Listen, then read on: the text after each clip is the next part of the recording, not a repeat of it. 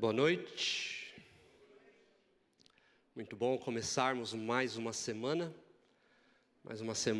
privilegiada, porque temos a oportunidade de estarmos aqui na igreja.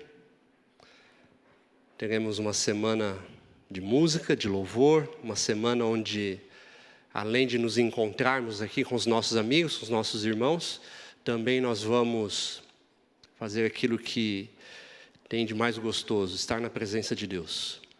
Teremos leitura da Bíblia, mensagem que será apresentada para nós. E gostaria de desejar boa noite também a você que está nos assistindo, onde quer que for.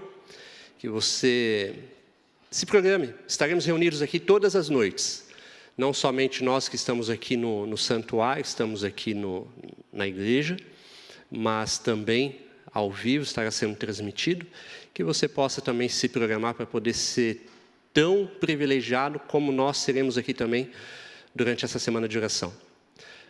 Antes de começarmos, gostaria de convidar você para que a gente possa ter uma palavra de oração para iniciarmos essa programação. Se coloque de pé, por favor, e vamos falar com o nosso Deus. Te agradecemos, Santo e Eterno Deus, pelo imenso privilégio de estarmos na Tua presença. Muito obrigado, ó Pai, porque temos tudo aquilo que nós precisamos. Muito obrigado, Senhor, porque, na verdade, temos muito mais do que necessitamos. E nós te agradecemos por todas estas bênçãos. Aqui estamos mais uma vez reunidos em Teu nome para Te adorar, para Te louvar, mas principalmente, Senhor, para poder escutar a Tua santa palavra falando aos nossos corações. Pedimos que o Senhor bondosamente permita que o Teu Santo e Bom Espírito possa falar conosco, que os nossos ouvidos possam estar atentos, que a nossa mente possa estar preparada para entender cada vez mais a Tua vontade para nós, enquanto estamos aqui neste mundo Te aguardando. Permita que não somente nós que estamos aqui, mas também todos aqueles que estiverem espalhados, onde quer que estiverem, possam ser agraciados com a Tua presença, com o toque do Teu Santo e Bom Espírito, falando a cada um deles e também atendendo às necessidades que cada um de nós temos. Te oramos, Senhor, na certeza que o Senhor nos ouve, na certeza que o Senhor está desejoso em fazer aquilo que nós precisamos, e nós te oramos pedindo tudo isso no nome santo e doce de Jesus. Amém.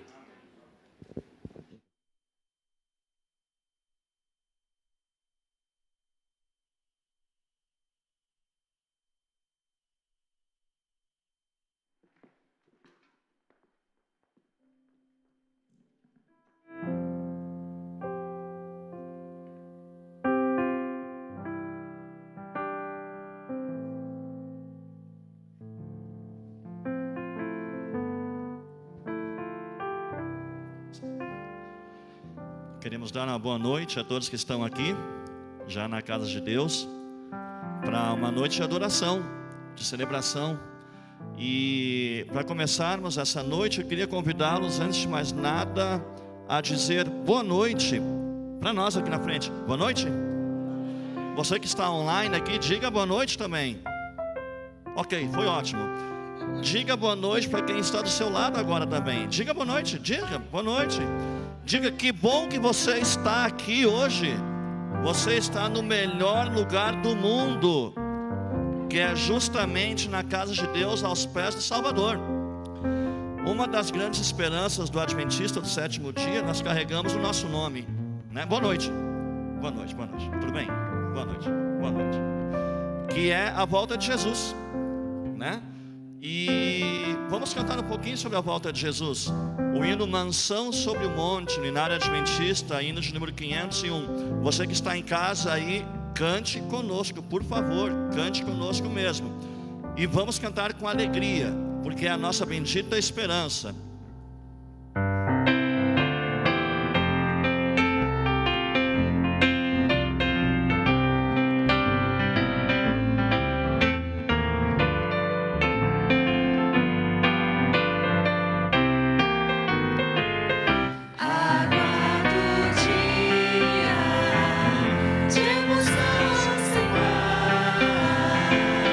Do qual terei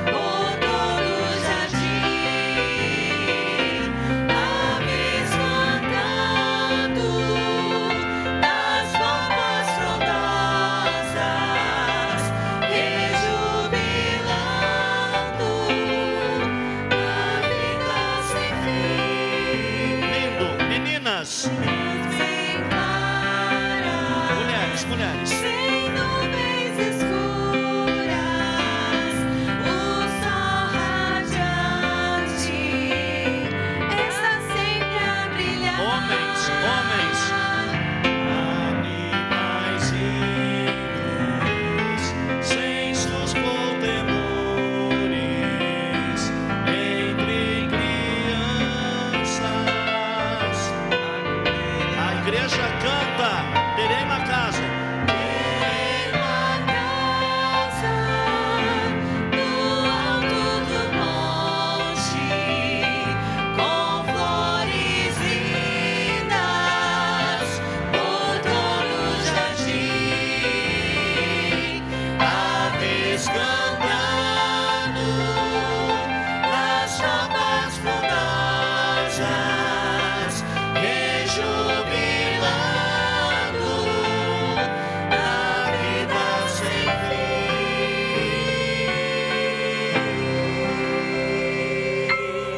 Diga amém. Olha, esse é o tipo de música, o tipo de louvor que não dá para cantar sem sorrir, porque estraga o som. E a gente aqui na frente fica traumatizado, não fica? Rola um trauma, é verdade, a gente fica traumatizado porque tem que ver o pessoal sorrindo conosco, porque a gente está muito animado, não está? Muito animado. Você que está em casa tem que seguir esse ritmo nosso também. Vamos cantar um hino que fala muito do nosso papel como cristão aqui na terra. Chama-se Sal da Terra. Um hino conhecidíssimo. Cante conosco novamente. Você em casa também não para, continue cantando conosco.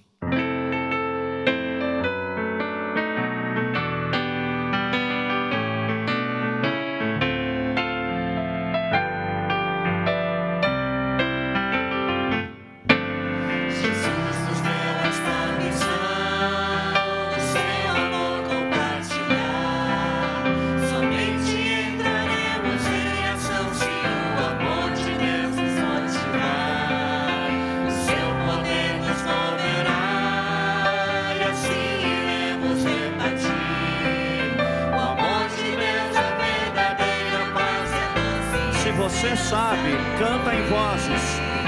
Vós sois o sal da terra. Vós sois o sal da terra, restaurando o sabor e a alegria de viver. Vós sois o sal da terra. Continue. A vida que Jesus viveu, o exemplo que Ele nos deixou, demonstra o real sentido da missão que o Senhor nos confiou. Saber a todos perdoar, querer a todos aceitar, revela a grandeza do serviço e aponta para o Salvador. Cante, cante.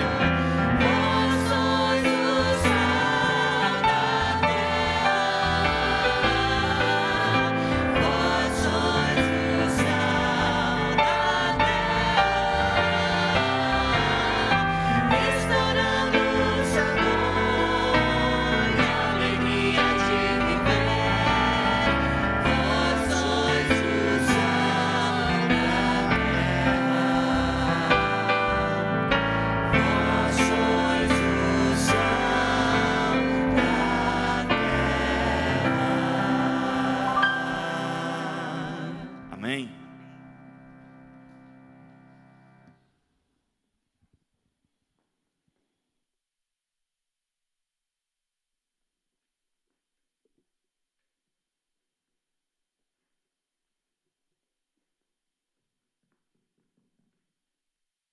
Boa noite. Ontem uma pessoa muito próxima a mim, parente assim, passou por uma situação inusual, eu ia falar, não sei nem como é que fala, inusitada. Obrigado. E estava na fila do transplante de rim. E aí ligaram para ele na igreja e falaram assim: pode vir que tem um rim aqui para você. Deus seja louvado, porque a graça dele não tem fim. Eu nunca passei por isso, mas para pensar, quando você depende da morte talvez de um outro alguém para ter vida. Eu vou cantar uma música que é conhecida de todos, se chama Amazing Grace, mas eu queria que você refletisse na profundidade da graça de Deus.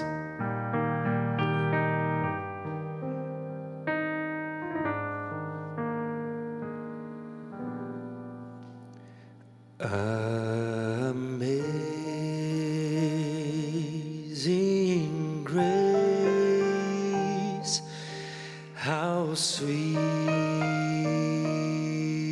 sound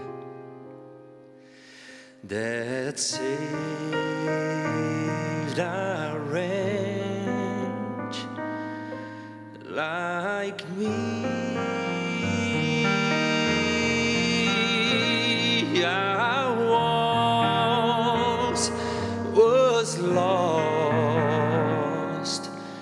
but now am found.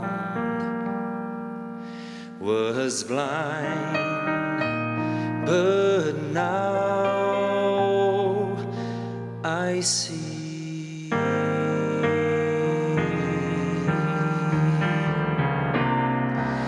Preciosa graça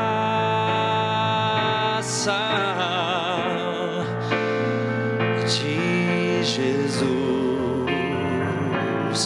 caíram sobre mim,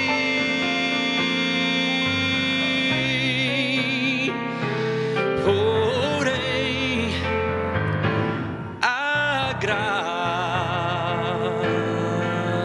me salvou. Um dia sou feliz.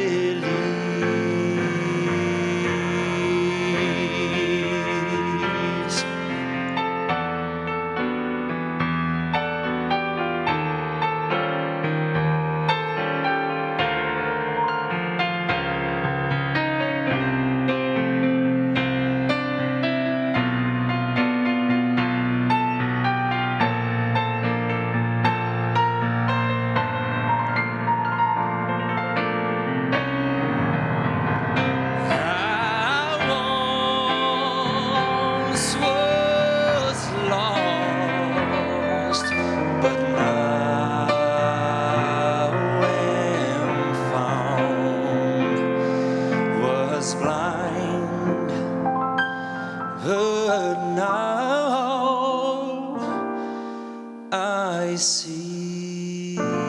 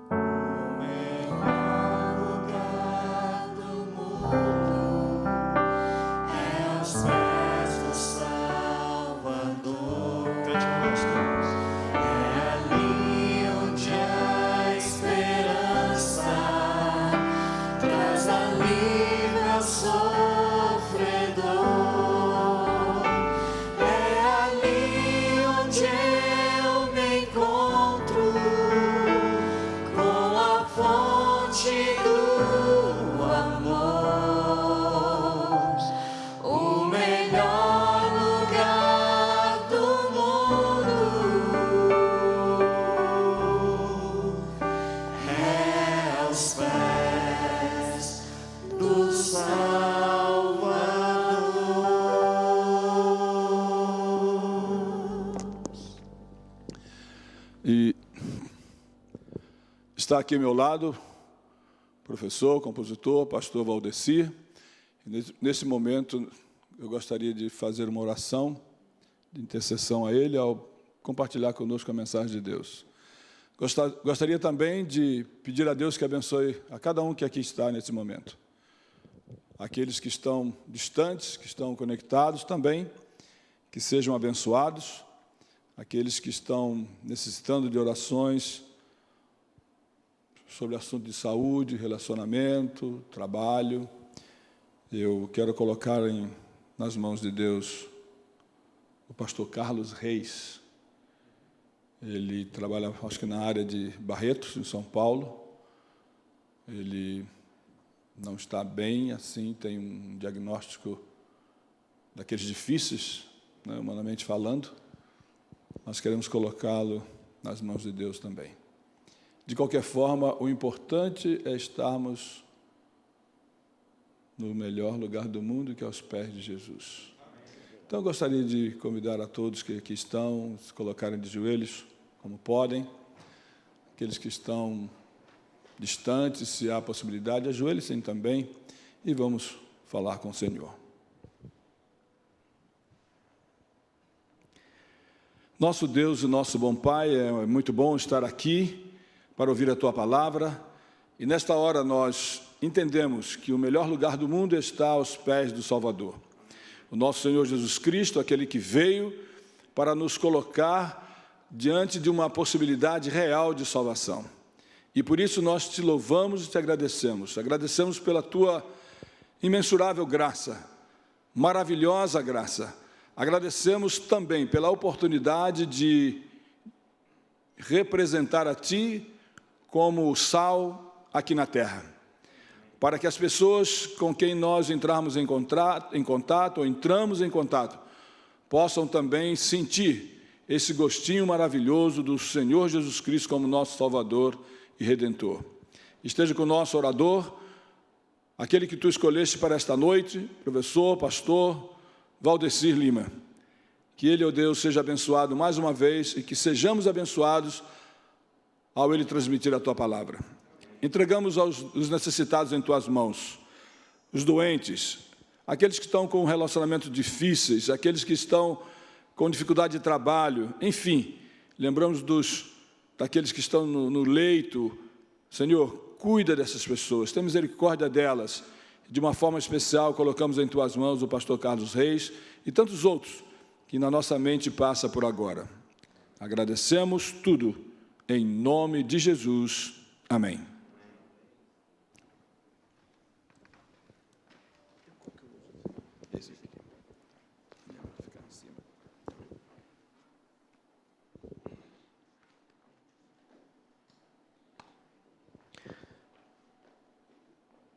Muito obrigado, pastor Davi, ao grupo, Alexandre, Bruno, pianista que eu não sei o nome, Felipe e Robson. Boa noite para todos.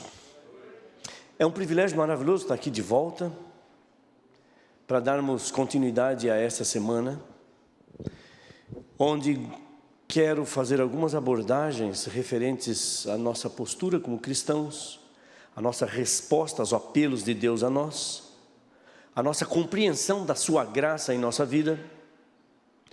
E hoje eu vou fazer uma abordagem cujo tema é conhecidíssimo. Eu disse para vocês que não ia trazer muita novidade, trazer oportunidade de reflexão, sim. Sal e luz, é óbvio, sobre o que vai ser dito aqui.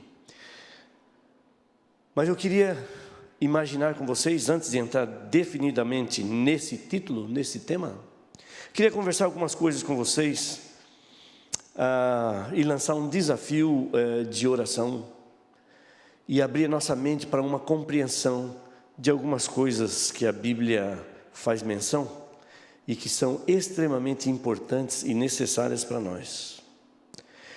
Tudo que nós queremos como igreja, absolutamente tudo como igreja, como cristãos que vivem nestas épocas turbulentas, é paz e tranquilidade.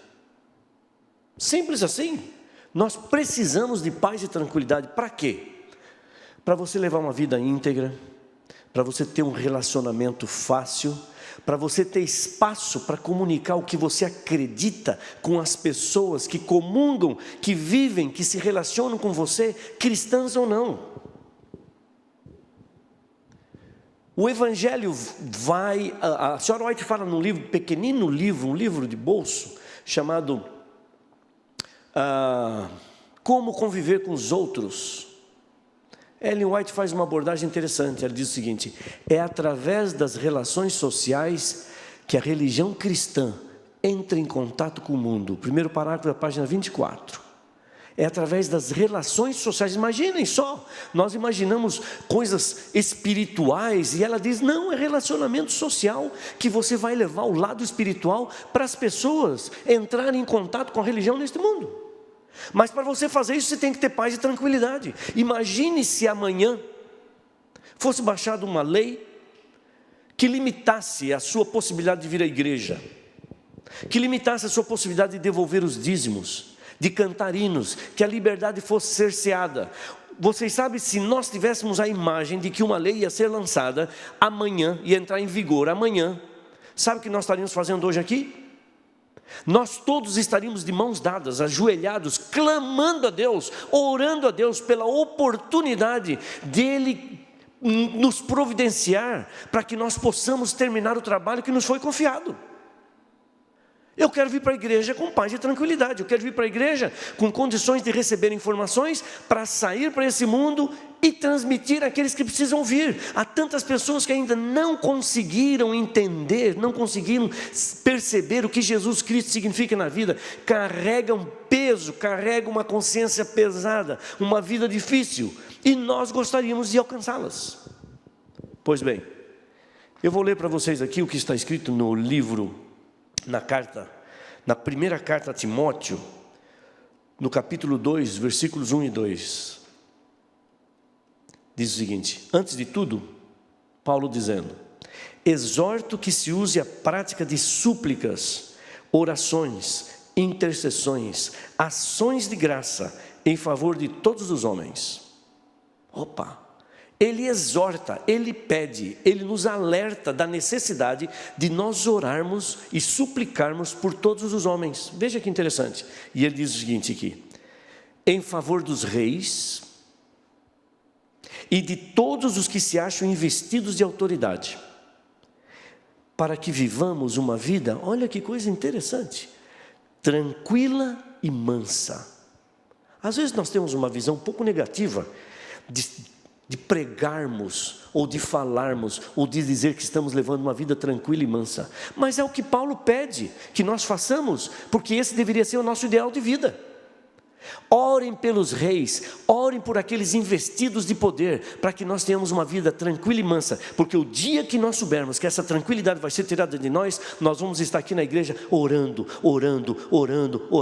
porque a lei veio e eu não sei o que fazer da minha vida, eu não sei o que fazer com meu filho que ainda está longe, eu não sei o que fazer com a liberdade que eu quero ter para pregar o evangelho, para adorar a Deus. Agora, interessante que ele pediu, isso concorda com o Salmo 46. Deus é o nosso refúgio e fortaleza, socorro bem presente no tempo de angústia. Nesse versículo está dito que a nossa vida vai ter angústia, que Deus é refúgio e fortaleza. Agora, você não procura refúgio e fortaleza em tempo de paz?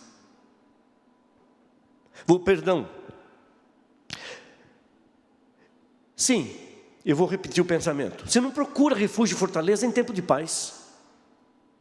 Se você vai procurar refúgio e fortaleza porque Deus é nosso refúgio e fortaleza, é porque Ele está dizendo, um dia você vai ter angústia, um dia você vai ser perseguido, um dia você vai ter tribulação. Só que tem um detalhe: você não constrói fortalezas em tempo de guerra. Fortalezas se constroem em tempo de paz. Se vierem tribulações e nós estivermos pressionados, sem tranquilidade, nós vamos entrar numa angústia tremenda. Por que não orar enquanto nós temos paz? Fazer o que Paulo diz a Timóteo, a recomendação que diz: orar em favor dos reis, de todos que se acham investidos de autoridade, para que vivamos uma vida tranquila e mansa, com toda piedade e respeito. Olha que coisa tremenda, que coisa interessante. E agora sim eu quero entrar num outro versículo que considero extremamente pertinente e interessante, que retrata bem a realidade da época que nós estamos vivendo. E esse versículo, vocês podem encontrá-lo no livro de segunda carta de Paulo a Timóteo, segunda carta de Paulo a Timóteo, no capítulo 3, e versículos 1 a 5. Sabe, porém, isto: nos últimos dias sobrevirão tempos difíceis, pois os homens serão egoístas, avarentos, jactanciosos, arrogantes, blasfemadores, desobedientes aos pais, ingratos, irreverentes, desafeiçoados, implacáveis, caluniadores, sem domínio de si, cruéis, inimigos do bem, traidores, atrevidos, enfatuados, mais amigos dos prazeres que amigos de Deus, tendo forma de piedade, negando-lhe, entretanto, o poder. Foge também destes. Que lista! Que descrição interessante que diz: nos últimos dias. Será que essas qualidades, esta lista destas qualidades negativas, combina com aquilo que nós estamos vivendo hoje? Sem dúvida nenhuma. E se combina, significa que nós estamos vivendo realmente os últimos dias. É uma lógica simples, razoável. Estamos hoje vivendo uma época de medo. Eu moro em uma pequenina cidade, e eu já não consigo sair de casa numa cidade quase bucólica. Moramos ainda separado do centro de uma cidade que tem 15 mil habitantes, 12 mil habitantes. E eu não consigo sair de casa depois das 6 horas sem me sentir inseguro. Como pode uma coisa dessa?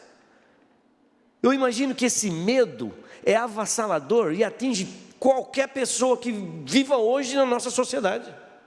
E está bem descrito aqui. E nós dizemos para Deus: ó Deus, não aguento mais. Falta-me tranquilidade, falta essa vida mansa e tranquila. Agora, o que eu posso fazer? Não há outra coisa a fazer, não ser eu olhar para Deus e dizer: Deus, por favor, volte logo, eu não aguento mais. Eu não aguento mais. Oramos aqui por uma coisa que está acontecendo com o pastor Carlos Reis, e que acontece em todas as famílias, e que acontece com muita frequência hoje. Nós não nos surpreendemos mais com certos problemas de saúde, com certos problemas de violência, com certas coisas pesadas que nós assistimos que esse mundo está enfrentando e divulgando. Não resta outra coisa a não sermos olhar para Deus e: Deus, eu não aguento mais, vem logo. Vem logo, por favor. E se nós formos um pouco mais ousados e atrevidos, diremos: por favor, manda fogo para esse povo.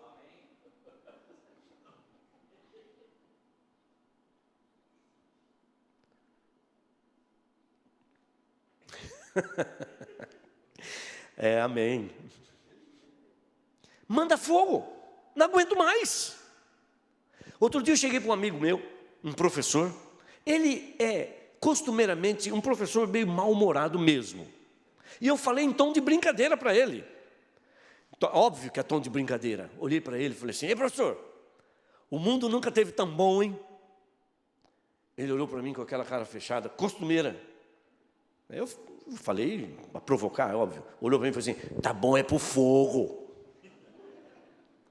Você sabe que foi uma resposta que eu não a levei tão a sério, mas me fez pensar. Se o mundo estivesse bom para o fogo, Deus que sabe todas as coisas, Ele teria mandado fogo já. Se Ele não mandou fogo ainda, é porque o mundo ainda não está bom para o fogo. Há alguma coisa que tem que ser feita.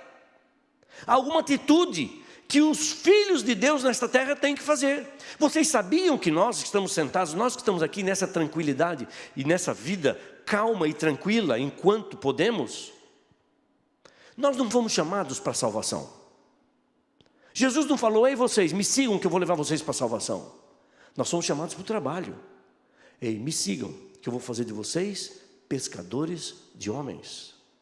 Existe uma sequência, existe uma lógica. Então nós temos que entender essas coisas para que nós realmente vivamos de tal forma que cumpramos o que Deus quer que nós cumpramos na nossa vida. A nossa esperança é muito clara e muito definida. A gente quer que Jesus volte logo. E nós ficamos indignados com as pessoas que não respeitam a lei de Deus, nem fazem caso do seu amor. E nesse misto de sentimentos, esperamos que Deus cumpra a sua palavra o mais breve possível, venha e faça justiça.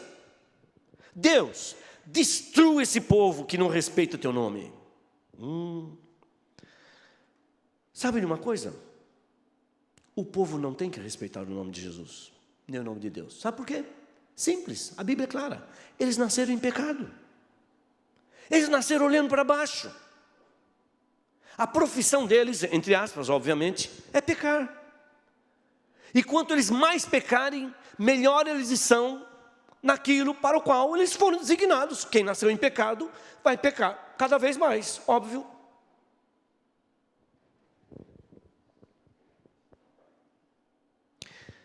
Deus não espera que nós façamos justiça com nossas próprias mãos, que saiamos em sua defesa. O que Ele espera de nós é que façamos a nossa parte. Primeiramente, que nós sejamos unidos com Ele através da nossa devoção, ou seja, da nossa oração, da leitura da Bíblia. E quando você ora e lê a Bíblia genuinamente, como quem lê com uma pá na mão, cavocando para entender a vontade de Deus, você vai ter gás e disposição para o testemunho. Não tente testemunhar sem ter Cristo na sua vida. Não tente testemunhar sem você orar e sem você ler a Bíblia, que não vai passar de um legalismo, de uma vontade de se comprar a salvação.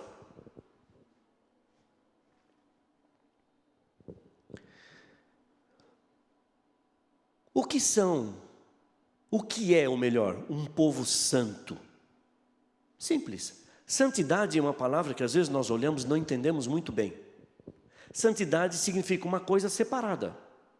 Um povo santo é um povo separado. Tem uma missão. Deus determinou um futuro para esse povo. E tem um trabalho para fazer. Por isso ele é separado, por isso ele é santo. Os pecadores nós já vimos qual é o comportamento deles. Um comportamento normal. Nasceram em pecado, vão pecar.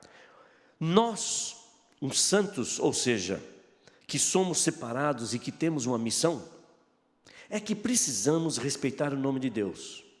Não tomar o seu santo nome em vão. O que é tomar o nome de Deus em vão? É você dizer para as pessoas: eu sou cristão, e não se comportar como cristão. Isso é tomar o nome de Deus em vão. Há pessoas que pensam que tomar o nome de Deus em vão é simplesmente usar o nome dele numa conversa frívola, que também é tomar o nome de Deus em vão. Mas tomar o nome de Deus em vão está escrito na sua testa: sou cristão. E as pessoas olham para você e percebem que há uma incoerência entre o que eles veem de você e aquilo que você faz, aquilo que nós fazemos. Nós devemos ser o sal da terra, a luz do mundo. Sabe por quê? Simples. Porque nós nascemos de novo. Nós nascemos olhando para cima. E o que é que nós estamos fazendo que não tiramos os olhos do chão? Esse é um problema de coerência.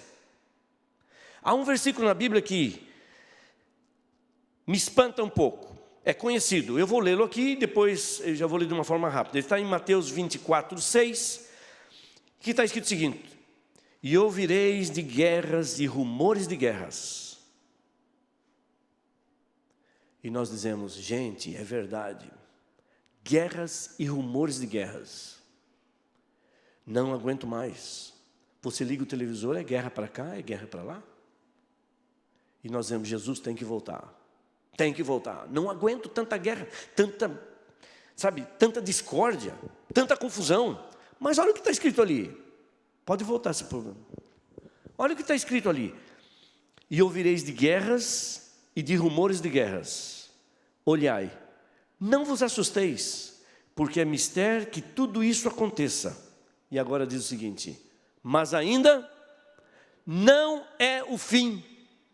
Sabe a conclusão que eu chego? Quem determina o fim do mundo não são os pecadores, não são os que fazem guerra, não são aqueles que não se entendem, não são aqueles que tomam o nome de Jesus de qualquer maneira, aqueles que não creem em Deus. Eles não determinam absolutamente nada. Guerra sempre houve, guerra sempre haverá. Não vos assusteis, é mistério que aconteça dessa forma. E lembre-se e saiba de uma coisa: não meça o tempo através de guerras, porque as guerras virão, mas ainda não é o fim. Não são os homens maus que determinam o fim do mundo, meu Deus. Não são eles. Não vamos pôr essa responsabilidade nas pessoas ruins. Mas há um outro versículo interessante, um pouquinho mais para frente, que está em Mateus 24:14. E este evangelho do reino será pregado em todo o mundo, em testemunha a todas as nações. Então o que vai acontecer? Virá o fim. Quem determina o fim do mundo são aqueles que cumprem a palavra de Deus. Se você acha que o mundo está bom para o fogo, e que você quer que Deus mande e destrua esses pecadores todos, que Deus quer que acabe com esse povo todo, é porque nós não estamos fazendo a nossa parte. Porque quem vai determinar o fim do mundo é esse povo que segue aquilo que ele falou. E este evangelho será pregado em todo o mundo, em testemunha a todas as gentes e todas as nações. E então virá o fim, quando nós, os separados, os santos, nos dispusermos a fazer o que Deus pede, então virá o fim. Mas muitas vezes nós vimos a igreja para ver como é que anda a situação, movidos por um determinado tipo de medo. Liga o televisor, olha como está a situação. Eu tenho que ir para a igreja, eu tenho que ir lá, porque eu estou com medo. Nós não temos que vir com medo.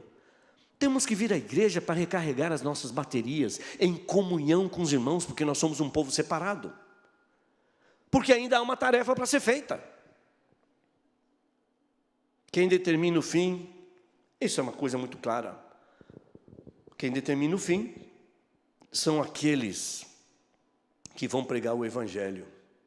Olha que interessante. Os pecadores estão fazendo o que eles sabem fazer de melhor: pecar.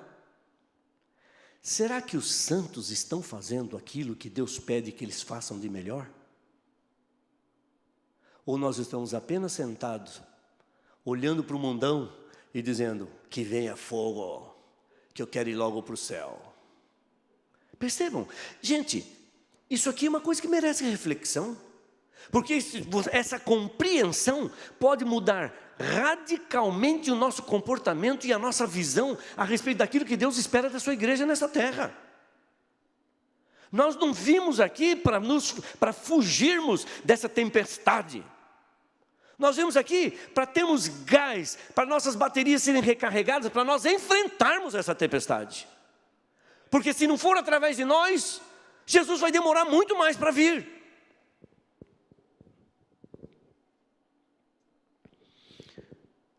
Não é interessante? Aí você diz: pastor, você está exigindo demais. Como pode? Você acha? Eu vou fazer uma pergunta para vocês. Vocês acham? Olha só como isso merece reflexão. Vocês acham que a Brazilian Church, aqui, esta nossa igreja, tem condição de mudar o comportamento de uma cidade como Washington? A resposta natural é assim: para com isso, pastor. Você acha, nós aqui, olha o grupo que nós estamos aqui. Um grupo pequeno. Como nós vamos ter poder, força, capacidade para mudar Washington? Agora vamos entender um pouco melhor a Bíblia. Em João 14:12, tem uma resposta que eu quero ler daqui a pouquinho para vocês. Vamos considerar uma coisa antes. Jesus era um só, único. Veio na plenitude dos tempos, quando Satanás estava estampado no rosto das pessoas. Os demônios agiam através dos seres humanos naquela época, e com muito mais frequência, da maneira como eles agiam, do que acontece hoje. E Jesus veio, e ele era um único, exclusivo, sozinho. E em 3 anos e meio, ele mudou a filosofia da humanidade. Um só. E aí você olha para mim aqui agora e fala assim: calma, pastor, calma. Você não quer me comparar a Jesus, né? Sabe uma coisa? Quero. Mas você tem apoio para falar isso? Tem, a Bíblia, é o que a Bíblia diz. Agora vem João 14:12 que eu disse para vocês. O que é que está escrito lá? E fareis as obras que eu faço. Eu vou fazer as obras que Jesus fazia? É a Bíblia. Não é o pastor Valdecir que veio do Brasil para dar essa verdade para vocês. Está escrito na Bíblia. Ou nós cremos nisso, ou nós não cremos nisso. Simples assim. Simples assim. Se eu sou cristão, está escrito na minha testa, cristão, eu tenho que agir como cristão. E Jesus falou: e você pode fazer as obras que eu faço. E não termina aí. E você pode fazer obras maiores. Maiores. Eu não quero me adiantar, mas eu vou dizer uma coisa que eu vou falar num outro sermão nessa mesma semana. Porque é muito pertinente para esse momento aqui. Você sabia que tudo, absolutamente tudo que Jesus fez nesta terra, os homens fizeram? Que não havia segredo nenhum na vida de Jesus? Fala, menos pastor, menos. Não, mas isso é um belo motivo para reflexão. Você diz, não, isso que você está querendo impor sobre as minhas costas é pesado demais, isso é impossível. Jesus andava sobre as águas. E Pedro, não andou sobre as águas? Ah, mas Jesus aparecia num local e desaparecia. E Filipe no deserto?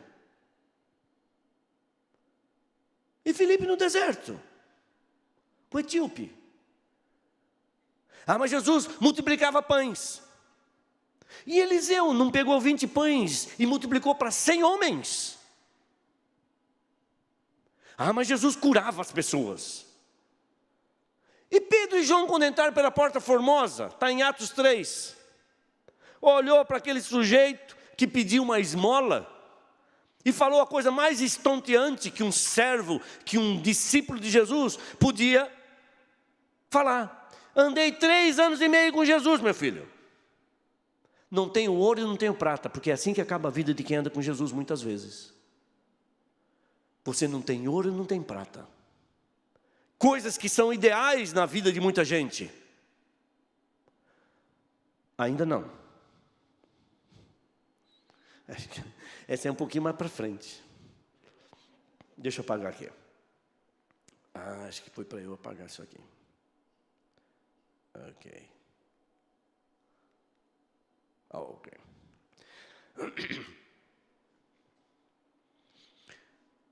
Ele disse o seguinte: não tem ouro, não tem prata. Andei 3 anos e meio com Jesus. Mas uma coisa eu tenho. Andei 3 anos e meio com Jesus e não tenho coisas materiais, coisas físicas. Mas uma coisa eu tenho. Em nome desse Jesus, levanta-te. E o coxo saltou. Com o poder que esses homens, se você olhar, eu vou mencionar algumas coisas deles ainda durante essa semana. Se você perceber a vida desses homens, mas eles andavam com Jesus e agora eles chegam e dizem: levanta-te e anda. Curaram. Ah, mas eu quero ver você bater essa. Jesus ressuscitava as pessoas. Ué, exatamente, irmão. Pedro não ressuscitou? Dorcas? Tudo que Jesus fez, os homens fizeram. E nós separamos esse poder de Jesus. Isso é Jesus, eu sou eu. E Jesus diz: não, Senhor, você pode fazer as obras que eu faço, e pode fazer maiores, porque eu vou para junto do Pai. Olha a função que eu tenho para você, meu filho. É simples, basta você crer. Basta você crer. Só uma coisa que Jesus fez que nós temos tanta dificuldade de fazer, que se nós fizéssemos, nós teríamos o mesmo poder dele. É a vida de oração que Jesus levava. Se nós levarmos a vida de oração que Jesus levava, nós faremos as mesmas obras que Jesus fez, porque os discípulos faziam. Jesus lia pensamentos. Ué, e Ananias e Safira? Os pensamentos eles não foram lidos por Pedro? nós só não nos tornamos ousados na vida espiritual porque nossa vida de oração não é ousada. Não é ousada. Um dia, quando nós estivermos na frente do rei, num julgamento divino, ele vai dizer: mas o que aconteceu? Deus, era muito difícil. Difícil? Quando nós percebemos a simplicidade, difícil orar. Eu não estou pedindo para você fazer muita coisa. Essa muita coisa que eu quero que você faça, eu vou fazer através de você. Você precisa estar comigo, segurar na minha mão, andar comigo. É isso, é tudo que eu quero de você. Ore e leia a Bíblia. O resto deixa para mim, que eu vou usar você. O que há de mais simples é o que Ele quer que nós façamos. Mas como nós às vezes nos demoramos nisso. Sabe, no maior sermão já pregado, o Sermão da Montanha, Jesus nos deu os preceitos da moldura do seu reino. Ele falou o seguinte: se você quer conhecer o mundo que você vive, a natureza do meu reino, a natureza do poder, sabe de uma coisa? Vou dar duas entidades que você precisa conhecer. Duas coisas: o sal e a luz. E nesse sermão, em Mateus capítulo 5, e no verso 13 até 15, ele disse uma coisa conhecidíssima, um versículo batido, um versículo, cantamos sobre ele aqui, a maravilhosa música, aí sobre o sal da terra, nós somos o sal da terra. Olha o que está escrito ali: vós sois o sal da terra, ora, se o sal for insípido, como lhe restaurar o sabor? Para nada mais presta, senão para lançado fora, ser pisado pelos homens. Vós sois a luz do mundo, não se pode esconder uma cidade edificada sobre um monte. Popular esse, depois eu comento: assim brilhe também a vossa luz diante dos homens, para que vejam as vossas boas obras e glorifiquem a vosso Pai que está nos céus. Essas duas analogias são dadas para explicar como é que os discípulos devem ser sal e luz. Nós, os santos. Ele diz: você quer entender o que vai acontecer no mundo? Você deve entender sal e deve entender luz. Se você quer realmente entender como provocar impacto no mundo, pare de analisar o mundo. Pare de analisar o que você vê na TV. Pare de analisar o que você ouve nos noticiários. Comece a analisar o sal e comece a analisar a luz, que é o que eu gostaria de fazer com vocês hoje, nessa breve passagem por essas coisas interessantes que a Bíblia traz. Porque é o relacionamento do sal com o mundo e o relacionamento da luz com o mundo que vai explicar como você pode fazer diferença nesse mundo para o reino de Deus. E sabe de uma coisa? É simples. É simples. Essa é a graça, a maravilha de nós irmos à igreja, estudar a Bíblia e sairmos com um sorriso nos olhos e nos lábios. Por quê? Porque Deus não exige nada além da nossa compreensão e da nossa capacidade. Quando Ele diz que nós temos que ser sal e temos que ser luz, e se nós entendermos isso, nós vamos compreender os grandes atos e os grandes tempos de Deus.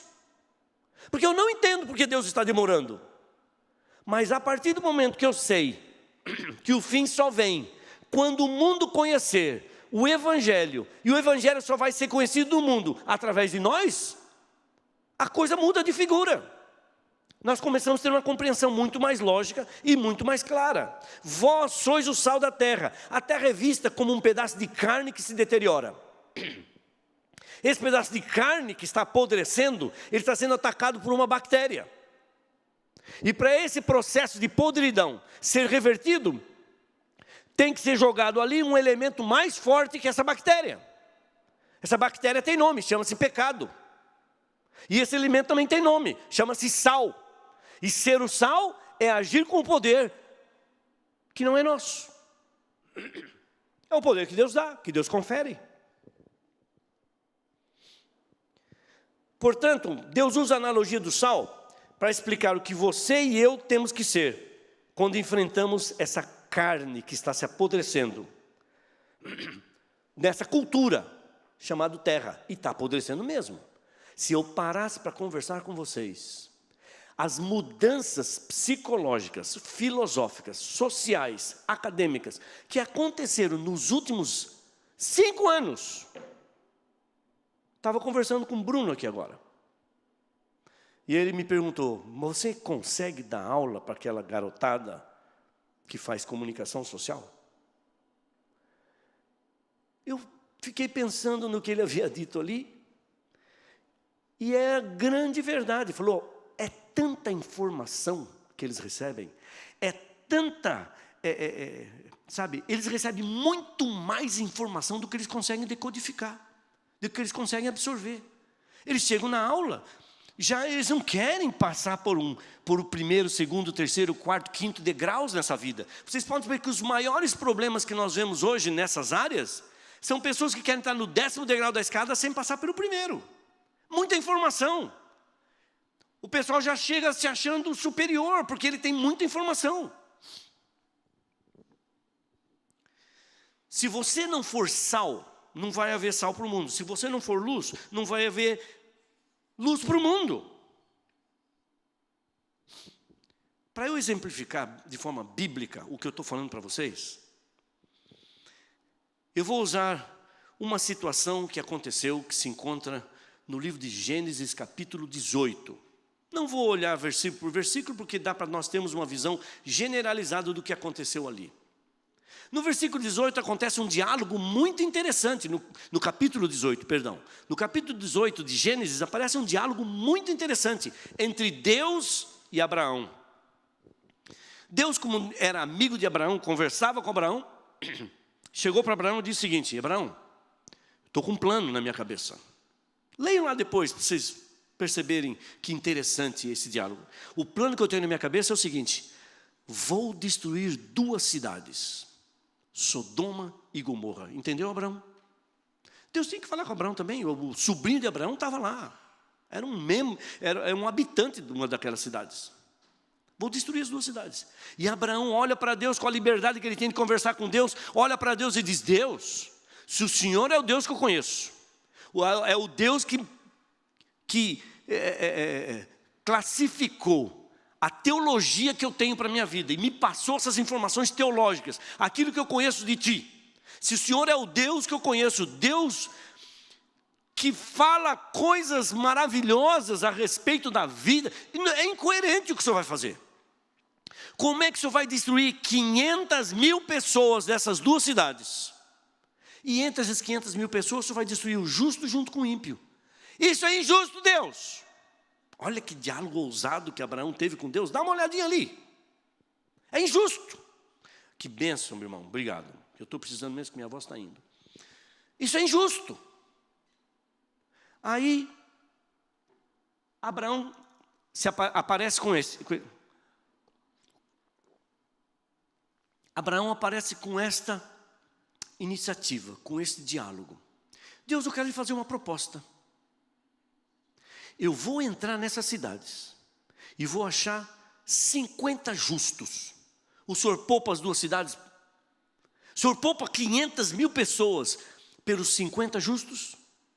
Deus olhou para Abraão e falou assim, vai Abraão, vai, eu vou poupar. Vou poupar. Imaginem, Deus diz para Abraão, eu poupo 500.000 pessoas por amor aos 50 justos que lá estão. Justamente por aquilo que nós estamos conversando até agora. Porque os justos, aonde existe injustiça, eles têm que ter o poder de ser o sal. Jesus foi e foi o sal de uma humanidade. Por que esta igreja não teria condição de ser o sal de uma cidade? Como Washington. Parece loucura que eu estou falando, mas é bíblico. E Abraão foi. Daqui a pouco Abraão volta cabisbaixo, olha para Deus e fala, Deus, seguinte, não achei 50. Que tal 45? Deus falou assim, ok, Abraão, vai lá, me traz 45. O senhor poupa a cidade? Poupo, pelos 45. Abraão foi e voltou. E agora Abraão se colocou no seu lugar e disse, Deus, perdoa a minha ousadia. Olha, Abraão baixou a crista. E Deus permitiu esse diálogo. Esse é um Deus maravilhoso, que quer que nós reflitamos, e Ele responde às nossas inquietudes. Deus, que tal 40? Abraão, eu poupo por 40. Foi e voltou. Deus, perdoa mais uma, se eu falar mais uma vez, que tal 30? Vai, Abraão, eu perdoo. Eu poupo 500 mil pessoas por causa de 30. E Abraão volta, Deus, que tal 20? Eu poupo por 20.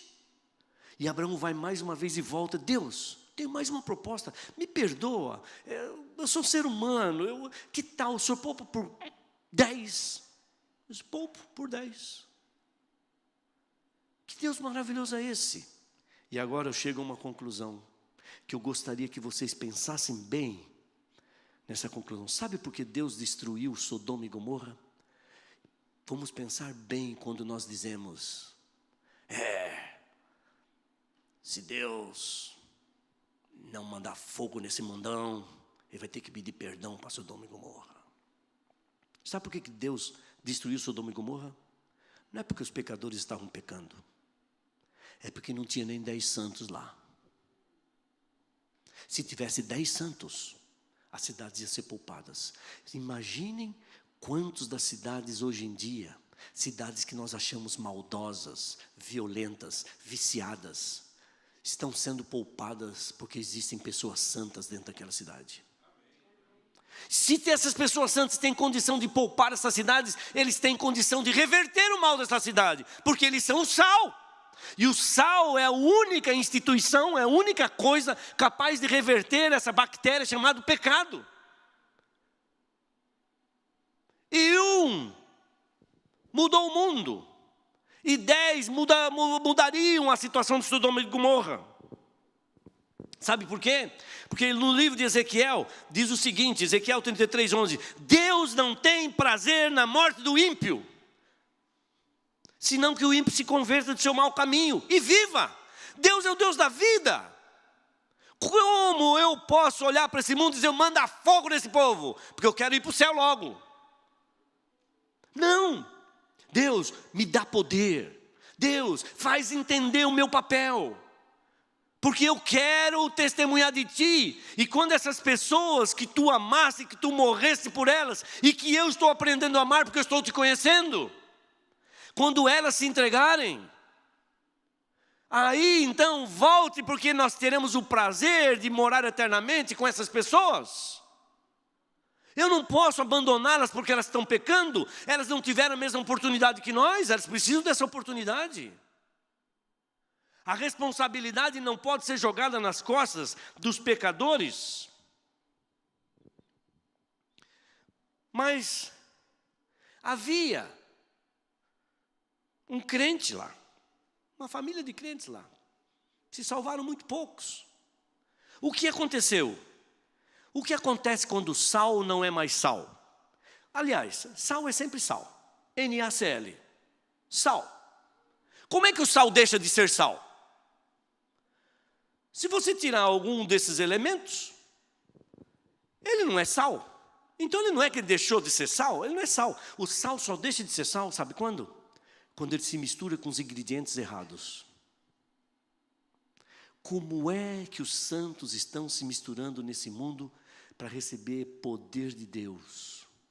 Quais são as forças? Quais são as forças que influenciam a sua mente? Será que está se misturando com os ingredientes errados para ele deixar de ser sal? Irmãos, é natural que todo aquele que seguir as leis de Deus, mais cedo ou mais tarde vai ser perseguido. E eu não tenho medo de uma igreja que seja perseguida. Eu tenho medo de uma igreja que vai ser desprezada porque não faz diferença. Perseguido é uma bênção, porque Deus vai estar com os que estão perseguidos, porque eles escolheram um lado. O problema é ser uma igreja desprezada. Ainda é uma igreja, mas é desprezada. Esse é o grande problema.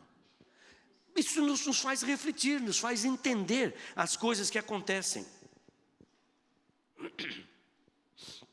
Deus não tem prazer na morte do ímpio.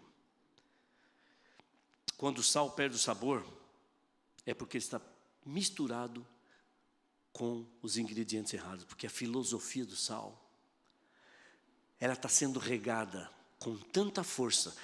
pelas outras filosofias que coordenam a nossa sociedade, que ela perde a sua força como sal. Sabia que nós ouvimos muito mais os homens falar de Deus do que permitimos que Deus fale de si mesmo para nós? Nós somos muito influenciados por filosofias que vêm por todos os meios, e nós permitimos que esses meios cheguem, porque nós nos demoramos deles. Nós gostamos muitas vezes das filosofias subjacentes a determinadas situações que nós nos colocamos, sejam elas quais forem, qual for o método de comunicação que nós escolhemos. Pode ser rádio, jornal, TV, filme, pode ser o que for. Pode ser o que for. O que é que está fazendo a nossa cabeça? Quanto tempo você está se demorando em receber essas filosofias, e quanto tempo você se demora para receber o caráter de Deus? Ah, como nós corremos atrás do conhecimento hoje. Ah, porque eu quero conhecer. Ah, porque eu preciso saber. Ah, porque eu preciso saber. Quando a Bíblia diz o seguinte: não se glorie na sua sabedoria, não se glorie na sua força, não se glorie na sua riqueza. Se você tiver que se gloriar em alguma coisa, se você tiver que encher o peito e dizer, eu sou mais, glorie-se em me conhecer. Você só pode ser mais quando você me conhece. É esse o conhecimento que nós necessitamos para enfrentar o mal desse mundo, o conhecimento que vem de Deus. E sabe o que é a vida eterna? Está escrito em João 17. É que te conheçam a ti como o único Deus verdadeiro. Essa é a vida eterna. Mas nós queremos uma sabedoria que vem de qualquer tipo de fonte. E sentimos um peso, uma dificuldade em passar 1 hora com Deus por dia. Não dá. É simples o raciocínio. É o raciocínio do sermão de ontem. Abriu a torneira, sai água. Fechou, não tem como ter água. Vai vir a seca, sem dúvida nenhuma. A seca vem. E nós perguntamos, por que é que eu oro e nada acontece? Simples. Porque a torneira está fechada. Abre a torneira, simples. Imagine eu diante do rei, diante de Deus, no céu, ele dizer, Valdecir, sabe por que você não foi aprovado? Porque você não abriu a torneira. Eu falei, mas essa é a teologia toda? É a teologia toda. É o se então. Se o meu povo, que por mim se chama, com fé, se humilhar e orar e se arrepender dos seus maus caminhos, então eu vou estar com vocês. E vocês vão conseguir fazer tudo do que vocês desejam. Se a torneira está fechada, não vai passar água. Mas se você abrir a torneira, então eu vou estar com vocês. Eu vou deixar com que a água do Espírito passe e regue a vida de vocês. Aí você olha para mim e diz o seguinte, mas pastor, mas é muito difícil a gente viver uma vida e testemunhar e fazer. Você está falando de uma simplicidade. Gente, as coisas são muito simples. Para você testemunhar, quando você tem Cristo na sua vida, para você testemunhar, você não precisa nem falar. O testemunho sai pelos poros. Você chega num estabelecimento, a pessoa olha para você e fala assim, mas o mundo está caindo aos pedaços. Aonde é que você tira tanta força para você sorrir dessa forma? Você diz, vem ver. Existe uma tal da linguagem não verbal. Você fala sem usar uma palavra. E a Bíblia diz isso. Quer saber onde? Eu quero ler esse versículo para vocês entenderem. 1 Pedro. 1 Pedro, olha que interessante.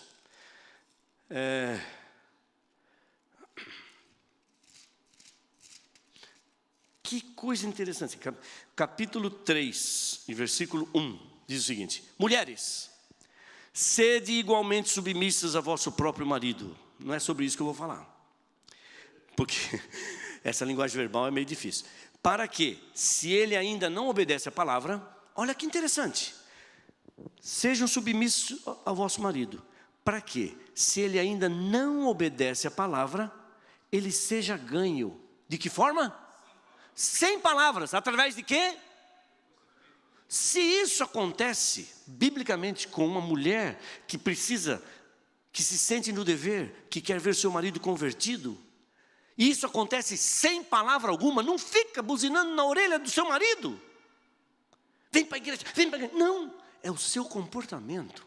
sem palavras, para que ele seja ganho sem palavras, pelo procedimento.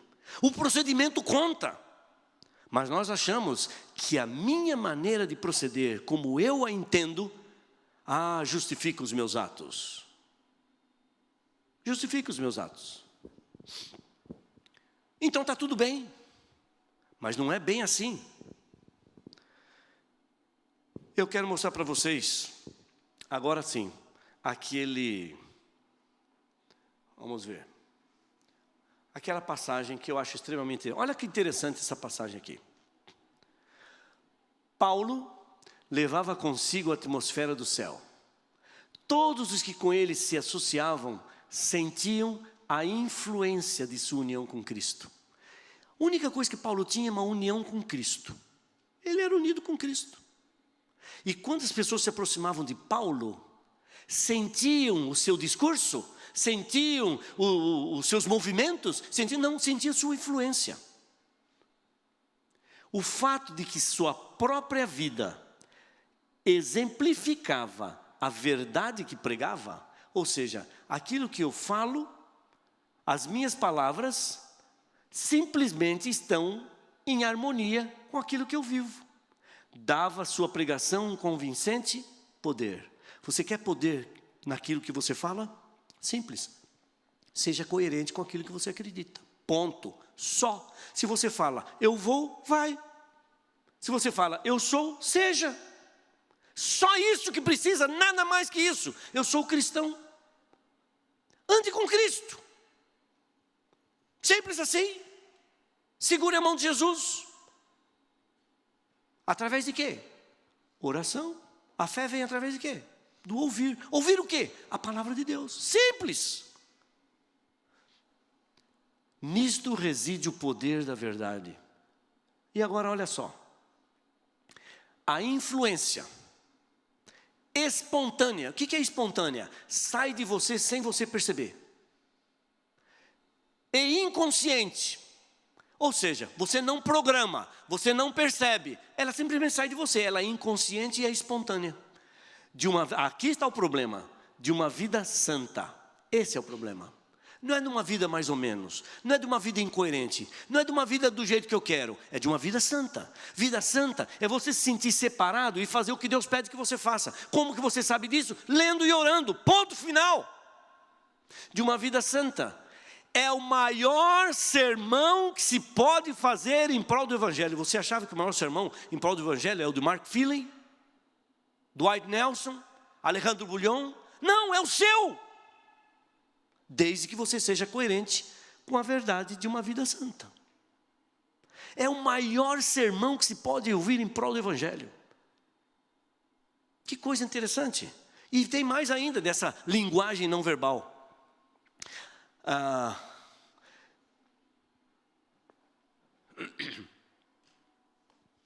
A Bíblia fala que nós somos o bom cheiro de Cristo. Nós somos o perfume de Cristo. O que é ser perfume de Cristo? O que é ser perfume de Cristo? Você, quando passa um perfume, você não chama as pessoas e fala, vem cá, cheira aqui para ver se está bom. É ridículo.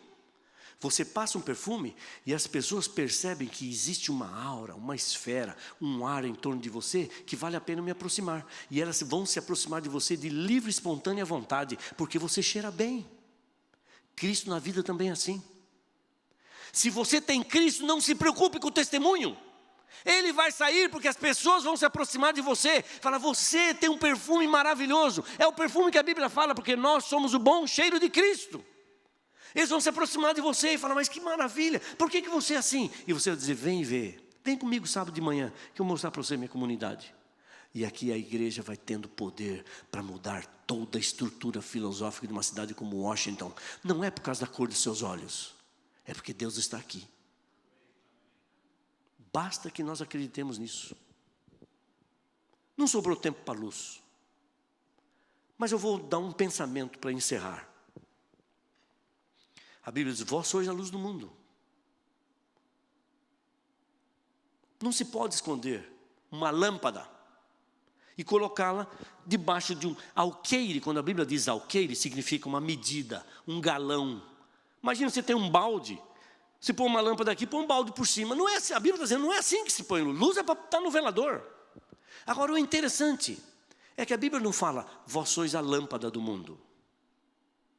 Porque lâmpada nos dá a chance de escolher estar aceso ou não. A Bíblia diz, vós sois a luz do mundo. Luz só é luz quando está conectado numa energia. Impossível nós sermos a luz do mundo sem termos uma energia. Você pode ser uma lâmpada, sem energia está apagada. A Bíblia não diz que nós somos lâmpadas, ela não dá a opção. Ela diz, vós sois a luz do mundo. É uma obrigação nossa estarmos conectados na energia que tem nome, chama-se Jesus Cristo. Jesus Cristo. Porque nós somos a luz. Nós temos várias luzes aqui, olha. Ah, deve haver uma ou outra aqui que é luz, é lâmpada, mas não está acesa. Luz, se você vir qualquer luz nesse templo aqui, pode saber que tem alguma energia por trás. Como é que nós cristãos vamos ser luz se não estivermos conectados na energia? E você diz, mas pastor, é muito difícil ser um cristão hoje em dia. Eu não sei pregar, por exemplo, não sei falar, eu não sei viver, eu leio a Bíblia, coisa e tal. Gente, a coisa é mais simples possível. Mais simples. Venho trazer esperança para todos nós. Venho trazer motivo de alegria, de a gente sair daqui sorrindo, porque nós estamos imaginando a grandeza do trabalho e a simplicidade daquilo que Deus pede de nós. E encerro com uma pequenina ilustração. Alexandre conhece a ilustração, eu já falei uma vez. Eu tenho aqui comigo um relógio. Relógio simples, barato. É daqueles relógios que custa $19.99. Já viu esse negócio? $29.99. É um negócio desse aqui. Relógio simples. Antes desse aqui tinha um outro. E o que aconteceu foi com um relógio, mas era semelhante a esse aqui. Eu saio muitos finais de semana. Prego bastante, faço semanas de oração, essa coisa toda. E quase todos os finais de semana eu chegava na minha casa, tarde da noite. Eu estou casado com a Quereriane há 15 anos. Antes de eu ser casado com ela, eu quando voltava das minhas viagens, eu passava na casa da minha mãe. Passava na casa da minha mãe, só que eu gostava, e tinha um quarto lá, separado, um quarto meu, para mim, na casa da minha mãe. E esse quarto tinha duas características que eu amo, eu gosto para dormir. Primeiro, é um quarto bem silencioso e segundo, bem escuro. São duas coisas que eu gosto. Se há algum barulho melhor do que esse silêncio que eu falo, é um barulho de vento nas árvores. E tinha uma mangueira com vento. Eu achava demais. Chegava de noite e falava assim, eu vou dormir.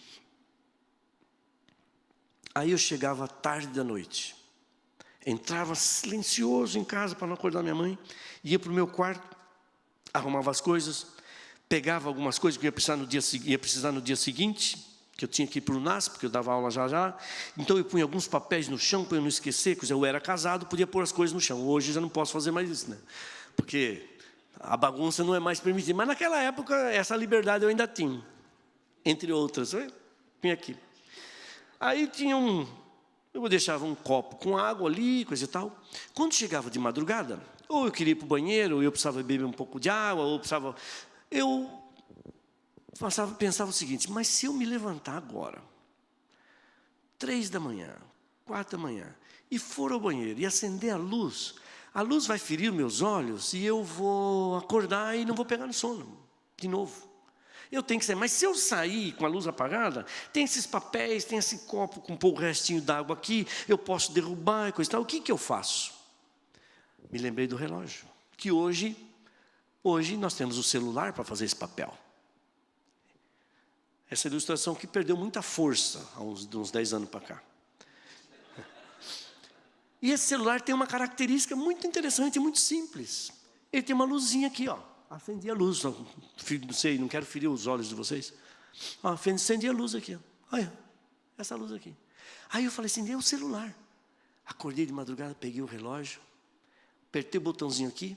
O quarto estava tão escuro que deu para perceber o contorno das coisas com essa luzinha ínfima, irrisória, medíocre, absurdamente simples. Apertava, acendia, eu vi o contorno das coisas, por causa da escuridão do quarto. Eu saía, ia para o banheiro, ou ia para a cozinha, voltava, sempre com essa luzinha. Voltava, me deitava, ok, tranquilo. Me mostrava onde estão os papéis, onde estava aquele restinho d'água no copo. Voltava, pegava no sono, dormia, tranquilo. Aplicação para nós hoje. Você que se acha pequenininho, você que se acha incapaz, com seus talentos limitados, não sei cantar, não sei pregar, não sei falar, como é que Deus vai poder me usar? Lembre-se, o mundo está tão escuro, mas tão escuro, mas tão escuro por causa do pecado, que as pessoas não sabem, como diz no livro de Jonas, não sabem diferenciar a mão direita da mão esquerda. São pessoas que não sabem de onde vêm e para onde vão. E o mundo está tão escuro que não importa o tamanho da sua luz. Não importa. Ela vai ser suficiente para mostrar o caminho. Portanto, há esperança para todos nós aqui. De perceber que a grandeza do trabalho é real. A necessidade nossa de envolvimento é real. Mas Deus não pede mais do que você é capaz de dar. E Ele vai dar cada vez mais para você a partir do momento que você parar, meditar na Bíblia, orar a Deus, pedir com instância para que Ele venha e dê a força para você. E Ele vai transformar você num elemento poderoso para a terminação da sua obra, porque você se submeteu, você se permitiu ser transformado no sal e na luz. Que Deus abençoe a todos nós. Que nós possamos entender essas coisas e perceber que esse é um Deus maravilhoso que quer voltar o mais rápido possível. Ele quer vir e Ele sabe que nós estamos angustiados de vontade de irmos para casa, irmos para o lar. Mas Ele sabe que a volta dEle depende do nosso trabalho. Ele diz, fique comigo, que eu vou dar um trabalho para você, que você vai se tornar cada vez mais feliz em realizá-lo. Por quê? Porque eu sou Deus e eu estou com você. Que Deus abençoe todos vocês. Amém. Vamos ficar em pé?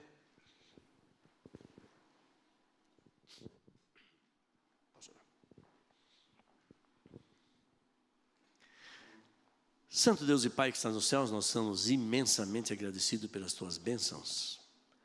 Agradecidos porque tu és um Deus de amor. Agradecidos porque tu não pedes mais do que aquilo que nós podemos realizar. Mas tu nos capacitas através do teu Espírito para que nós nos tornemos gigantes, para que nós nos tornemos poderosos, para que nós nos tornemos uma força capaz de transformar esse mundo através do poder que tu queres passar através de nós. Dá a todos nós a tua paz, a tua bênção. Leva-nos agora de volta para o nosso lar e faz de nós instrumentos nas tuas mãos. Abençoa esta semana, Senhor, para que nós possamos nos achegar a Ti e entender a Tua graça e o Teu grande amor em nossa vida. Dá a cada um que aqui veio, cada um que está acompanhando pela mídia, a Tua bênção, a Tua paz.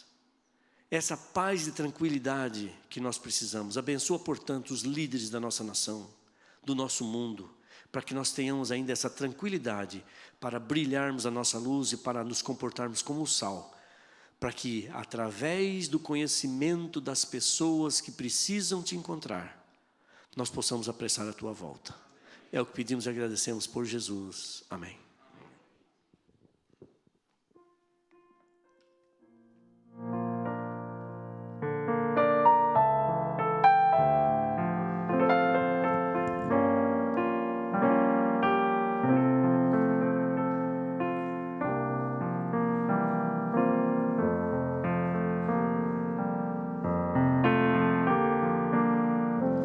Em paz eu vou.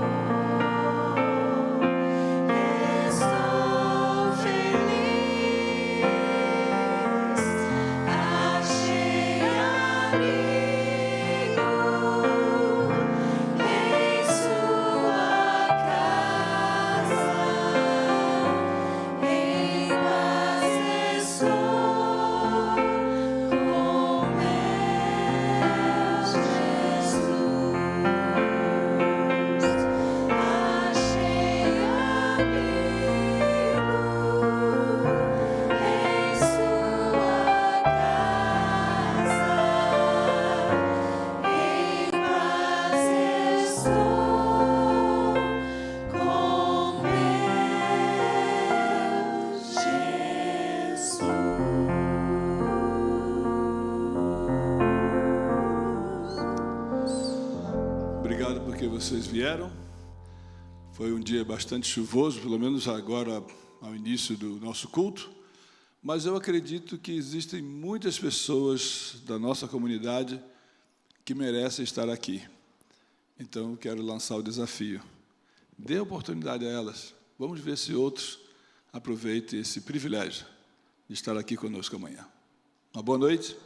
Deus abençoe.